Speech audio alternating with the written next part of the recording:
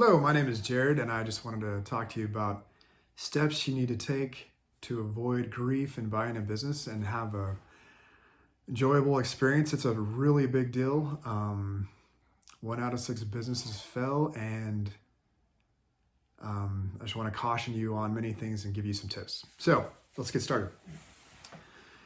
You should choose a business that you have experience in doing. And avoid businesses that you think you might be able to work. You should do the SBA calculator. Make sure it's in the state you live in. You'll save money. Involve your wife in the decision making. Talk to several people and get their ideas about what you're doing, their feedback. You want a business, you don't want a job. You want a business that's absentee owner, or the owner works only like 5 hours a week. Why? Because leisure time and family time is important. So you need to ask the owner how many hours he works per week and how many hours his wife works per week, or anybody in his family who's in the business. And if it's more than like 5 or 10, don't buy it. You don't need that. Ask what their bill rate is. Ask the hourly rate of their employees. Start doing the math. If their bill rate isn't 3 times or more what the employees are making, run away. Make sure you deal with a reputable broker. These guys can be snakes and they'll take advantage of you. So find somebody who's well reviewed. Find out their background. Are they religious? Are they, that kind of thing. Calculate how much your SDE is. So SDE is thrown around a lot in the valuation of a business. That's seller's discretionary earnings.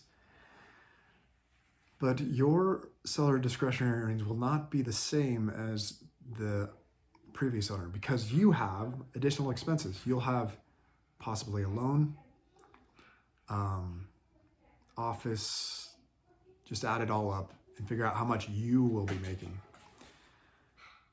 I recommend you don't get an SBA loan. They are nasty. If you default, they will take your house and they can garnish your wages. So don't get rosy about this. And it's just better off using your equity in your house or savings. Stay away from an SBA loan. They're horrifying. If you lose your house and you get garnished, that's a really bad place to be in. A lot of business owners get suicidal at that point. So don't do it. Stay away from an SBA loan. Very important, before you make an offer, get a valuation of the business. Use a business valuation specialist. This is crucial because they can see it from many different angles that you won't see it. And you could pay 6 times what a business is really worth, and that would crush you. Up to 6 times. Have your own representation when you are ready to sign the NDA. Now, some brokers will represent only the seller. Don't do that. No. Some brokers will represent both you and the seller. Once you sign the NDA, they will refuse to allow another party in. So you have to walk away at that point or try to negotiate to get your own representation.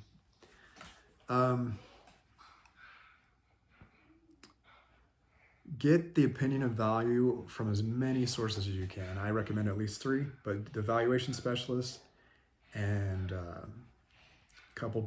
maybe 3 different brokers. Start your offer at 1 times SDE. Some businesses go up to 2. Software businesses go up to 3. and increase to 1.5. You want to find a deal. You want to wait for a deal. You want a business that's stable, has stable P&Ls, profit and loss, stable SDE, and yet they're so motivated that they'll sell it for, 1 to 2 times what their SD is. You got to be ready and willing to walk away at any time. If you don't feel it's right, if something's just not right, walk away. It's better to have no deal than a bad deal. A bad deal can wreck your life. If the SBA, again, I don't recommend you use the SBA, but if the SBA makes any offers, you have to get it in writing. I was offered an SBA promo. I was told I qualified for it, and when I went to sign, it wasn't there. Hey, let's say for example, you sign, or the day of signing, you're like, gosh, this doesn't feel right. Or after you sign, and you're like, oh man, that was the worst decision I ever made, and you're just feeling fear and confusion, and you just can't think. You need to get out ASAP. And here's how you do it. You need to contact the escrow agent and tell them to not move forward. You have about a day before it funds and about 2 days before it clears escrow.